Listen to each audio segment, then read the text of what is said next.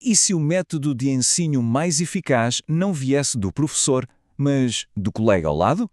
Hoje a gente vai mergulhar numa ideia que vira a fala de aula de cabeça para baixo. Uma ideia que coloca os alunos no papel de professores. Bora lá! Olha, essa frase do professor de Harvard, Eric Mazur, é provocadora, né?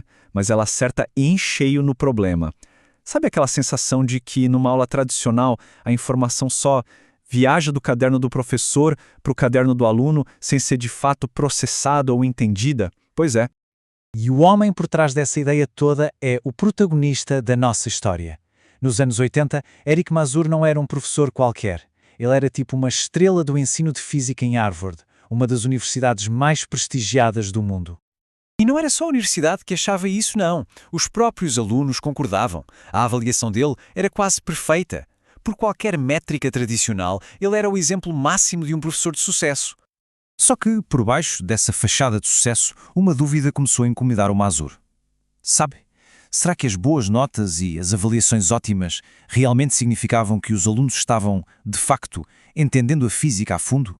E aí, o momento da verdade veio com essa pergunta aqui de uma aluna.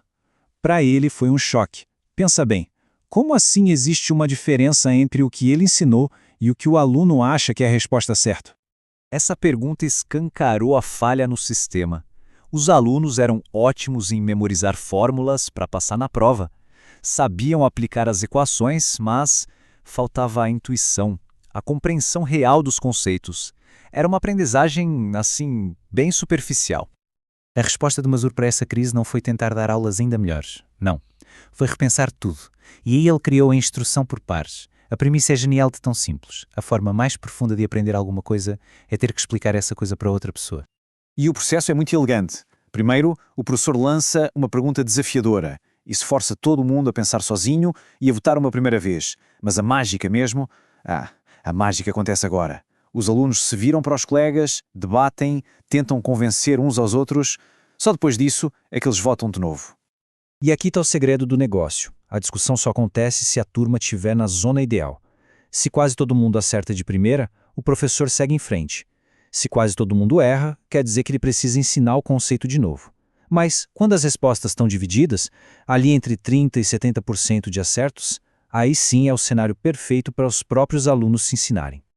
Certa teoria é fantástica, mas na prática, como é que se gerencia essa votação em tempo real, com dezenas de alunos, sem a aula virar um caos? Como se coleta esses votos de forma rápida e, mais importante, precisa? Bom, antigamente, o jeito era levantar a mão, né?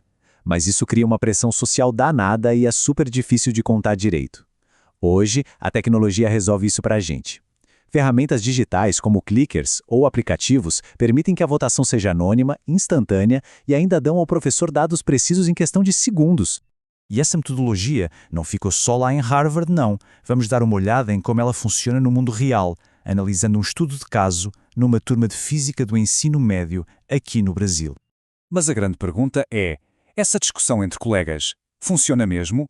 Será que quem entendeu consegue convencer quem está confuso? Ou será que a confusão acaba vencendo? O debate realmente leva a um entendimento maior? Olha, os resultados são espetaculares. Vejam só esse padrão. Antes da discussão, o entendimento era baixo, às vezes até zero. Depois que os alunos conversaram entre si, a taxa de acerto simplesmente dispara para 90%. A prova está aí. A discussão funciona, e muito. Esse número, 90%, é o que realmente impressiona. Não é uma melhoria pequena, é uma transformação completa na compreensão da turma. E o mais incrível é que essa transformação foi impulsionada pelos próprios alunos, não por mais uma explicação do professor. Então o que está acontecendo aqui? É simples. Um aluno que acabou de entender um conceito ainda se lembra das dificuldades que sentiu para chegar lá. Por isso ele consegue explicar para o colega de uma forma muito mais direta, muito mais empática do que um especialista que nem se lembra mais do que é não saber. E isso, claro, redefine completamente o papel do professor. Como o próprio Mazur diz, ele deixa de ser o sábio no palco, aquele que detém todo o conhecimento, e passa a ser um treinador ao lado, alguém que cria os desafios e orienta os alunos no processo de descoberta deles. Resumindo, a mudança é fundamental. O objetivo não é mais cobrir a matéria, mas sim ajudar os alunos a descobrir a matéria. A sala de aula deixa de ser um lugar de recepção passiva e se torna um verdadeiro laboratório de construção de conhecimento. E eu deixo essa reflexão final. Essa mudança de foco de cobrir para descobrir tem implicações que vão muito além da física. O que mudaria na educação se o nosso principal objetivo não fosse transmitir informação, mas sim orquestrar esses momentos de descoberta? Fica aí a pergunta.